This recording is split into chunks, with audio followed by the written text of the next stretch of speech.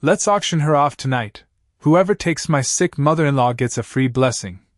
my daughter-in-law said, lifting her champagne glass as if she were announcing something charming instead of dismantling me in front of 200 guests, and for a moment, no one moved, not even me, because the room was too beautiful for something that ugly to belong in it.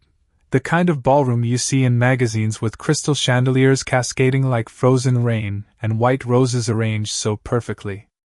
They didn't look real, and I remember thinking how carefully I had chosen my dress that morning, a soft lavender silk that Daniel once told me made me look elegant, Mom, like something out of those old films you love. And I had believed him, believed that today would be about him, about love, about the family his father and I had built over 40 years, a family I had held together through late bills and long nights and the quiet, steady work no one ever notices until it stops, and yet there I was, standing beside table 7 with my hands folded neatly in front of me, feeling every eye slide toward me and then away again, polite enough not to stare, curious enough not to ignore it, and Ashley was smiling, of course she was smiling, her hand resting lightly on Daniel's arm as if this were just another clever joke. As if I were part of the entertainment she had arranged along with the string quartet and the custom monogrammed napkins, and Daniel, my son, laughed, not loudly, not cruelly, just enough to let the room know it was safe to laugh with her, and that was when something inside me shifted, not shattered, not even cracked, just settled, like a glass of water going still after being disturbed, because I realized in that quiet, irreversible way that there would be no one stepping forward to correct her, no one saying, "That's not funny." No one remembering that I was the woman who had raised him, who had stood in kitchens at midnight packing school lunches, who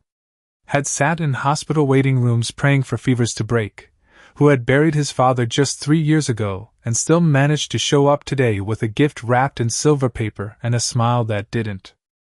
tremble, and I could feel the weight of the room pressing gently against my shoulders, not crushing, just reminding me that I was visible in the worst possible way, like a painting hung slightly crooked on a pristine wall, noticeable but not important enough to fix. And so I did the only thing that made sense to me in that moment. I lifted my own glass, steady, unshaking, and I smiled back, not at Ashley, not even at Daniel, but at the reflection of myself in the mirrored column across the room. The woman in lavender silk who looked composed, almost serene, as if she were witnessing something distant rather than standing in the center of it, and I thought, very clearly, very calmly, that this was the last time they would ever see me this way. Because humiliation, when it's served this publicly, doesn't destroy you, it introduces you to a version of yourself you've been postponing, and as the laughter resumed in soft, uncertain ripples around the room, I took a small sip of champagne, and let the taste settle on my tongue, dry and sharp, and I understood something I hadn't known that morning when I buttoned my dress and checked my reflection twice before leaving the house, something that felt almost like relief. That whatever happened next would not be decided here, not under these chandeliers, not in this carefully staged celebration, but somewhere quieter, somewhere far less forgiving, and they would not see it coming. I left the ballroom before the music could settle back into its polished rhythm, not because I was upset, but because I suddenly understood that staying would mean accepting a role that had already been written for me, and I have never been particularly good at following scripts that diminish me, even when they are wrapped in silk and smiles.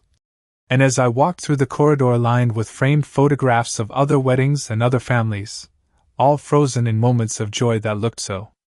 certain and uncomplicated, I found myself thinking about the morning, about how the sunlight had filtered through my kitchen window in that soft, forgiving way it always did, catching the dust in the air and turning it into something almost beautiful, and I had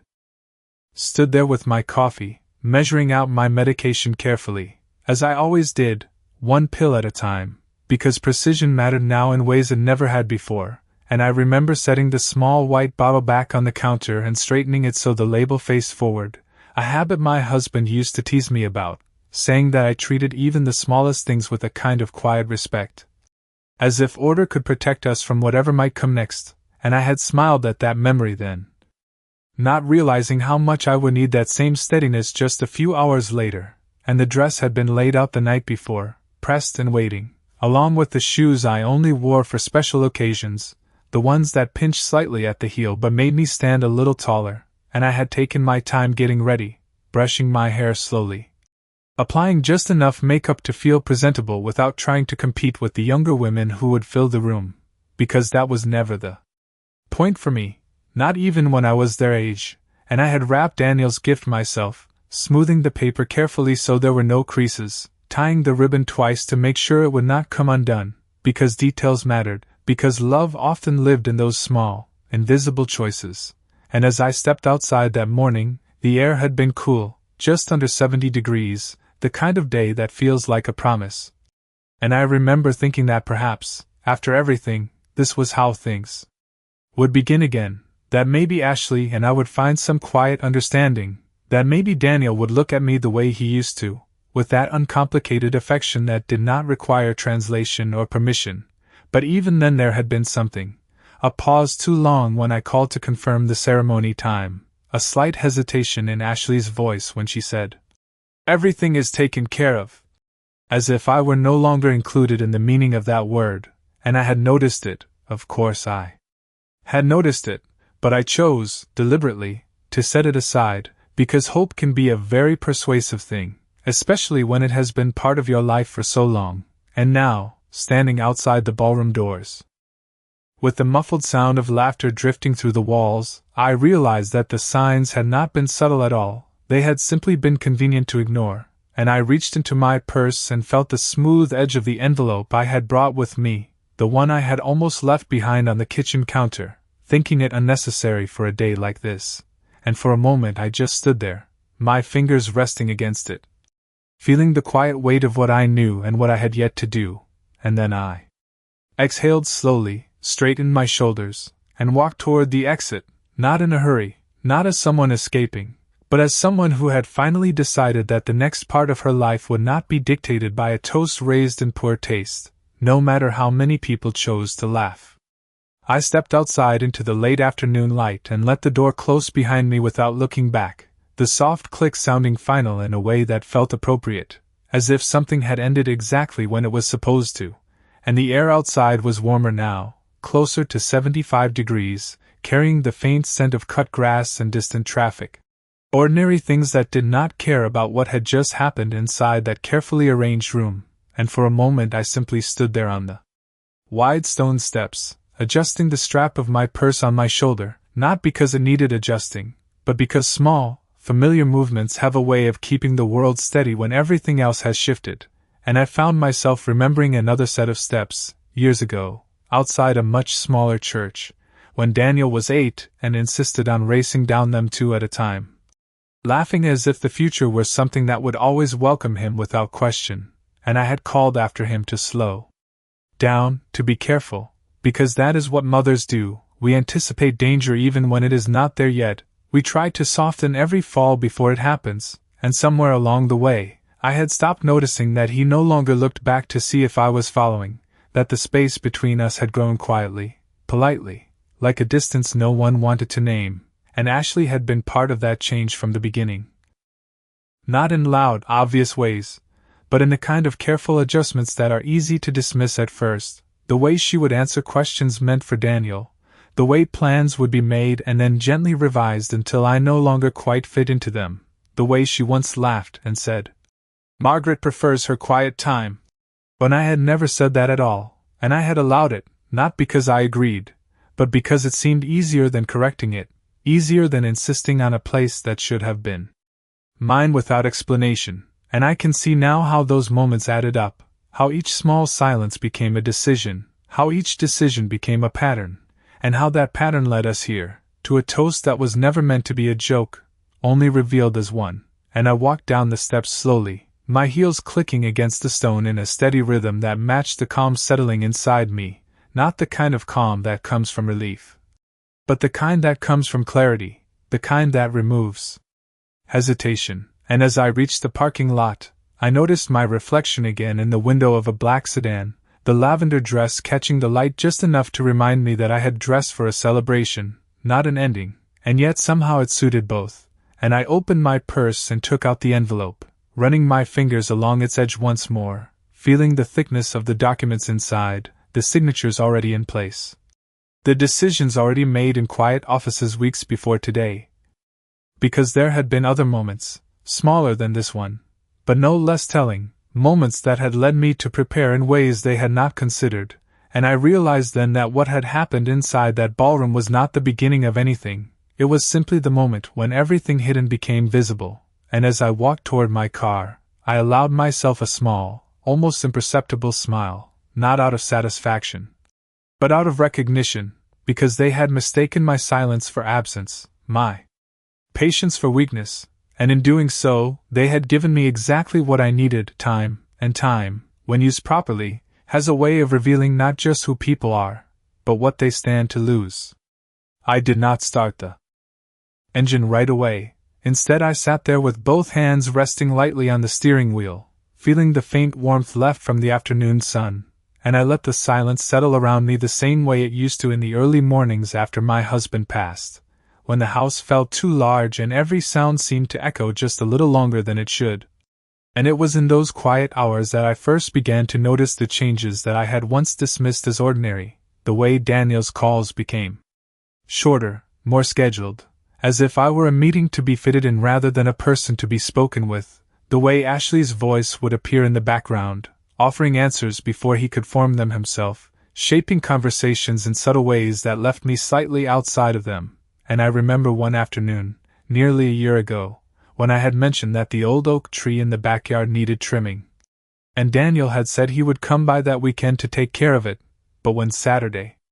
arrived, it was Ashley who called instead, her tone polite but distant, explaining that they had other plans and that perhaps it was time I considered hiring someone for things like that, and she said it kindly, almost gently, but there was a finality to it that lingered long after the call ended, as if she were not just talking about a tree, but about my place in their lives, and I had stood by the kitchen window afterward,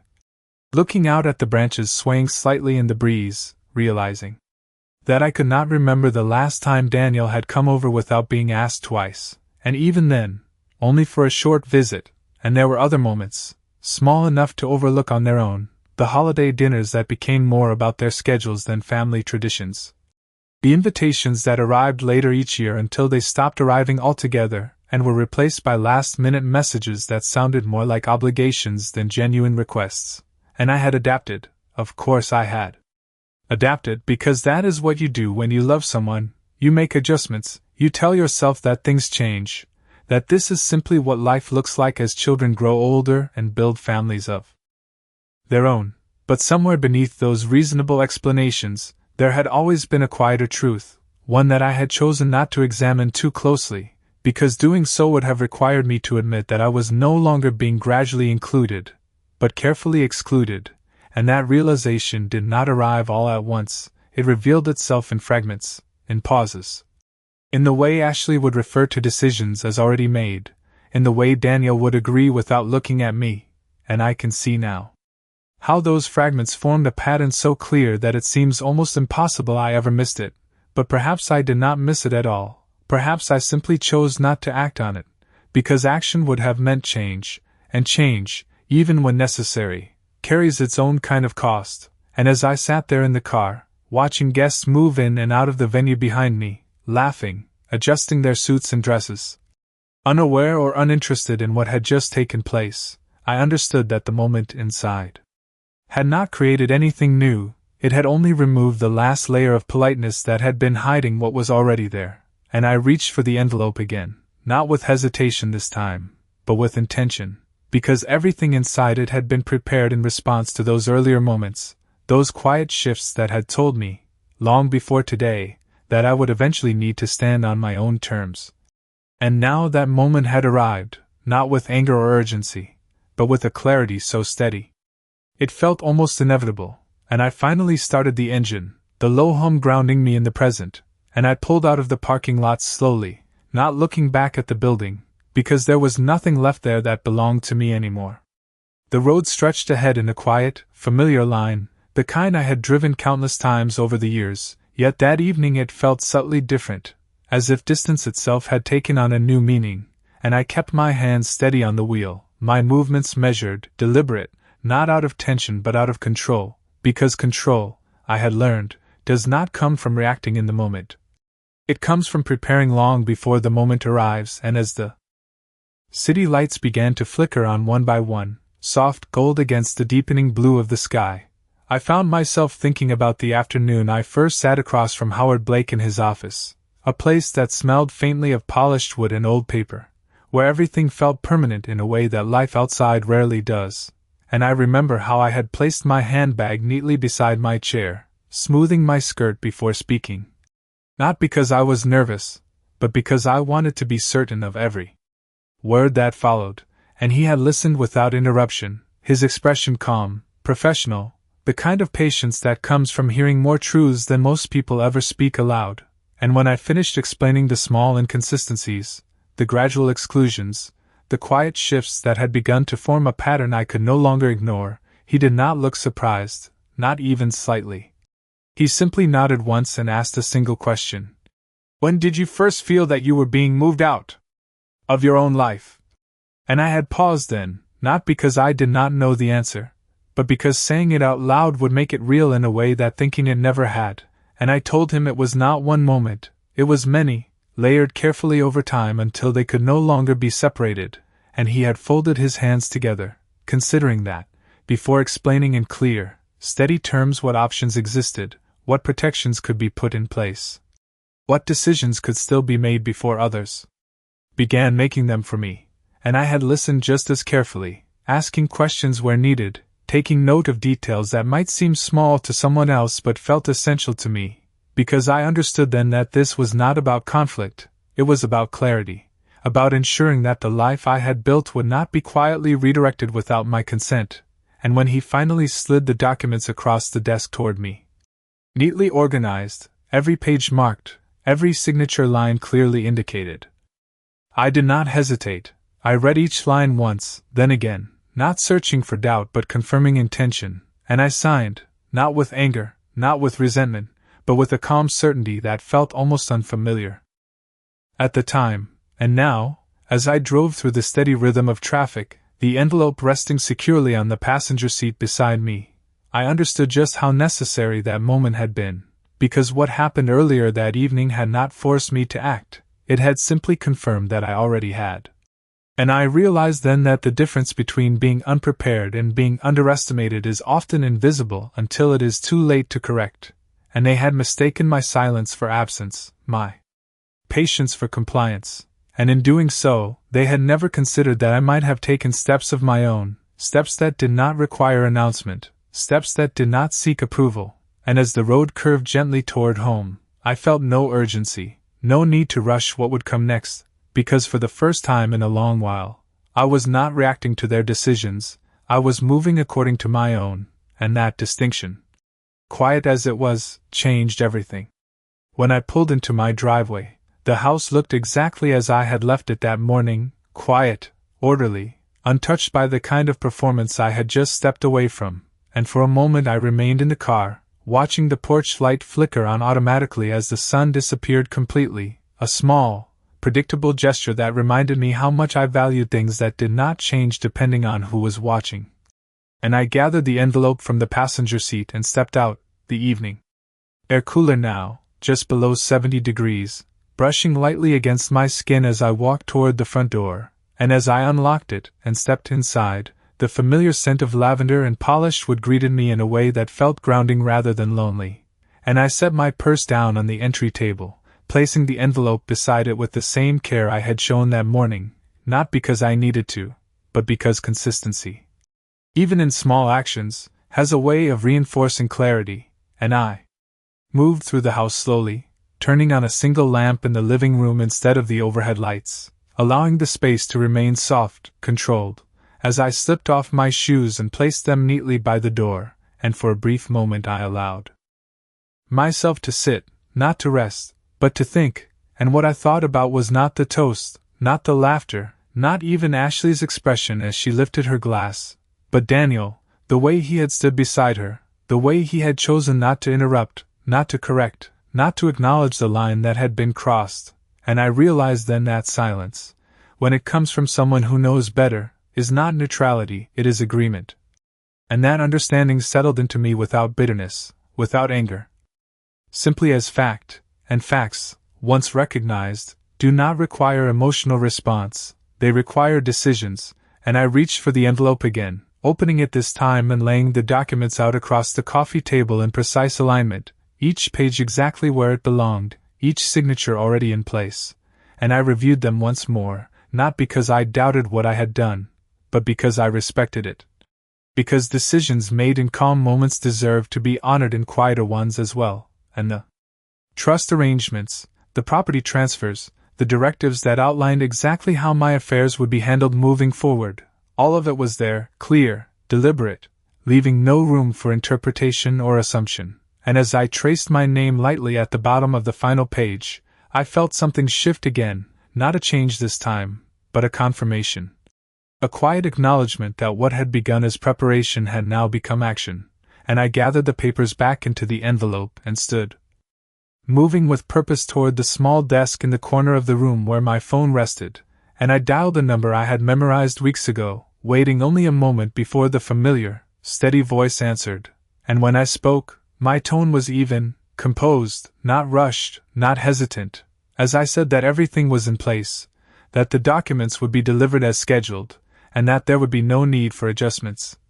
And when the call ended, I did not linger, I simply returned the phone to its place, turned off the lamp, and stood in the quiet of the room for a moment longer, not reflecting on what had been lost, but recognizing what had been secured, because for the first time in a very long while, my future was not something being shaped around me, it was something I had already decided for myself. The house remained quiet as the night settled in, the kind of quiet that does not press against you but instead gives you space to hear your own thoughts clearly, and I moved through it with a steady rhythm, not lingering in any one place for too long, because this was no longer a night for reflection, it was a night for completion, and I walked into the study where the old wooden desk still held the same arrangement it had for years. A framed photograph of Daniel as a boy sitting beside a smaller one of my husband, both images captured in moments that once felt permanent, and I adjusted them slightly, not out of sentiment but out of habit, aligning the edges so they sat evenly, because order matters most when everything else has already shifted, and I opened the top drawer and removed a small folder I had prepared earlier that week, thinner than the envelope in the living room but no less important, containing copies, confirmations, details that would ensure there would be no misunderstandings in the days ahead, and I placed it beside the lamp, switching the light on to cast a soft, focused glow across the surface, and as I reviewed each page, I found no hesitation in myself, only a quiet recognition that everything had been considered, every possibility accounted for, and I thought briefly of the way Ashley had lifted her glass earlier, so certain of her position, so confident in the assumption that I had nowhere else to go, no other structure to rely on, and I realized that confidence, when built on incomplete understanding, has a way of unraveling quickly, not through confrontation, but through simple, undeniable fact, and I closed the folder and reached for my phone once more, scrolling through a list of contacts until I found the one I needed, a number I had not used often, but one that had always been reliable, and when the call connected, I spoke clearly, giving instructions without explanation, because explanations are only necessary when approval is required, and I was no longer operating in that space, and the response on the other end was immediate, professional, confirming that everything would be handled first thing in the morning, that notifications would be delivered, that the process would move forward without delay, and when I ended the call, I felt no sense of urgency, only a quiet certainty that the next steps were already in motion, and I stood there for a moment, looking around the room that had held so many years of my life, the shelves, the photographs, the small details that once felt like anchors, and I understood that none of it was being taken from me, not really, because what matters most is not the space itself, but the control over it, the ability to decide what stays and what goes, and I turned off the lamp, leaving the folder exactly where it was, ready for the morning, and as I walked back through the hallway, I did not think about the ballroom or the laughter or the way the evening had unfolded, because those things no longer held any weight in what came next, and I paused only briefly at the front door, glancing through the glass at the empty street beyond, calm, undisturbed, and I allowed myself a small breath, steady and measured, before turning away, because by the time they realized what had already been set in place, it would not be a matter of argument or persuasion, it would simply be a matter of consequence, and consequences, unlike words spoken carelessly over raised glasses, have a way of lasting. The next morning arrived without hesitation, the kind of clear, steady beginning that does not ask permission before moving forward, and I was already awake before the sun had fully risen, sitting at the kitchen table with a cup of coffee that had gone slightly cold, not because I had forgotten about it, but because my attention was elsewhere, focused, precise, and I watched the light shift gradually across the floor, inching closer to the edge of the table as if marking time in a way that felt both ordinary and definitive, and when my phone rang, I did not reach for it immediately. I let it ring once, twice, allowing the moment to settle before I answered, and when I did, the voice on the other end was calm, professional, confirming that everything had been delivered exactly as instructed, that notifications had been received, that the necessary parties had acknowledged the changes, and I thanked him simply, without elaboration, because there was nothing left to clarify, everything had already been decided, and when the call ended, I set the phone down carefully and took a slow sip of coffee, letting the bitterness settle, grounding me in the present, and somewhere across town. I knew the realization would already be unfolding, not dramatically, not loudly, but in quiet, unmistakable ways, documents opened, signatures examined, expectations recalculated, and I imagined Ashley's expression not as it had been the night before, confident and composed, but as it would be now, faced with information she had not anticipated, details she could not reshape with a smile or a carefully chosen phrase, and Daniel, I thought of him too. Of the moment when understanding would reach him, not through explanation, but through absence, through the sudden recognition that certain things he had assumed were secure were no longer within his reach, and I did not dwell on that thought for long, because this was not about them, not anymore. It was about the structure I had put in place, the boundaries I had defined without needing their agreement, and I stood from the table and moved through the house with quiet efficiency, gathering a few items, not out of urgency, but out of intention, selecting only what mattered, leaving everything else exactly where it belonged, because ownership is not about possession, it is about decision, and I made those decisions without hesitation, and by the time I stepped outside again, the morning air was crisp, just above 60 degrees, carrying the promise of a day that would continue regardless of what had shifted beneath its surface, and as I locked the door behind me, I did not feel as though I were leaving something behind. I felt as though I were stepping into something that had been waiting for me to arrive, and I walked to my car with the same steady pace I had maintained the night before, not looking back, not because I was avoiding anything, but because there was nothing left there that required my attention, and as I drove away, I understood that what had begun as a quiet preparation had now revealed itself fully, not through confrontation, not through raised voices or dramatic declarations, but through the simple, undeniable truth that control, once reclaimed, does not announce itself, it simply exists, and everything else adjusts accordingly. By the time the afternoon settled into a quiet, steady rhythm, everything had already shifted into its final place, not with noise or resistance, but with the kind of precision that leaves no room for reversal, and I found myself sitting in a small, sunlit office across from Howard Blake once again, the same polished desk between us, the same measured calm in his expression, but this time there was nothing left to discuss. Only confirmation, and he slid a single document toward me, not for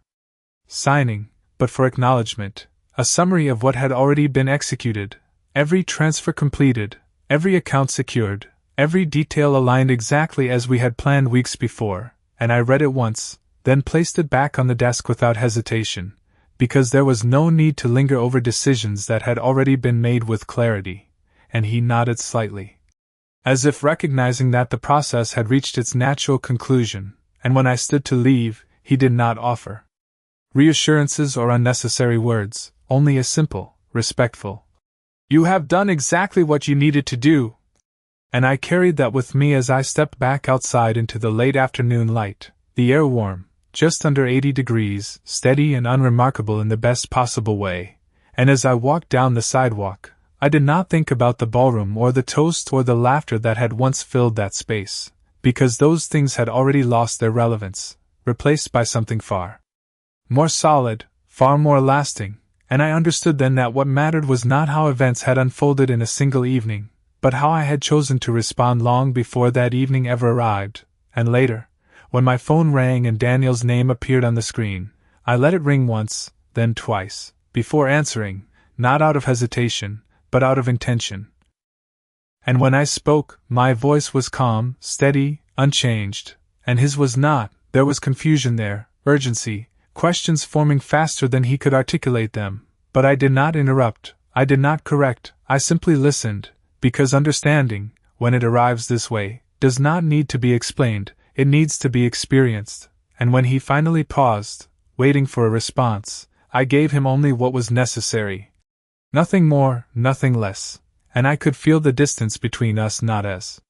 something painful, but as something defined, something that no longer shifted unpredictably. And when the call ended, I placed the phone back in my bag and continued walking, the sound of my steps steady against the pavement, matching the quiet certainty that had settled within me, and I realized then that dignity is not something you defend in the moment it is challenged, it is something you preserve long before that moment arrives.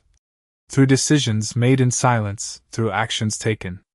without audience, and as I reached the corner and paused briefly before crossing the street, I allowed myself one final thought, not of what had been said or done, but of what had been revealed, because in the end, they had not taken anything from me, they had simply shown me exactly where I stood, and once you see that clearly, there is nothing left to negotiate, nothing left to prove, only the quiet,